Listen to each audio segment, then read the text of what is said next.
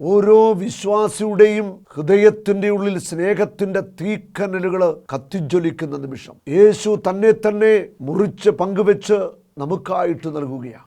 ആരുടെയൊക്കെ ജീവിതം ആഴമായ വിശുദ്ധിയിൽ വളർന്നുവോ അവരൊക്കെ ദിവ്യകാരുണ്യത്തിന്റെ വലിയ ഭക്തരായിരുന്നു. വിശുദ്ധ കുർബാന ഓരോ അൾത്താരയിലും അർപ്പിക്കപ്പെടുമ്പോൾ എണ്ണമറ്റ മാലാഖമാര് അവിടേക്ക് കടന്നു വരുന്നുണ്ട്. ദിവ്യകാരുണ്യത്തിന്റെ അമ്മയായ പരിശുദ്ധ മറിയത്തിന്റെയും വിശുദ്ധരുടെയും വലിയൊരു ഗണം ഇറങ്ങി വന്ന് യേശുവിനെ ആരാധിക്കുകയാണ്. വിശുദ്ധ കുർബാന സ്ഥാപനം യേശുവിന്റെ സമ്പൂർണമായ സ്നേഹത്തിന്റെ ദൈവപിതാവിന്റെ അനന്തമായ സ്നേഹത്തിന്റെ വെളിപ്പെടുത്തലായിരുന്നു. ഒരു ചെറിയ ഒസ്തിയായിട്ട് മാറിക്കൊണ്ട് ദിവ്യകാരുണ്യമായി മാറിക്കൊണ്ട് യേശു നമ്മുടെ ഹൃദയത്തിലേക്ക് കടന്നു വരിക. എന്നെ സ്നേഹിക്കുന്നവൻ, എൻ്റെ വചനം പാലിക്കുന്നവൻ എൻ്റെ പിതാവിനെ സ്നേഹിക്കുന്നു, എൻ്റെ കൽപ്പനകൾ പാലിക്കുന്നു. ഞങ്ങൾ അവനിൽ വന്നു വസിക്കും.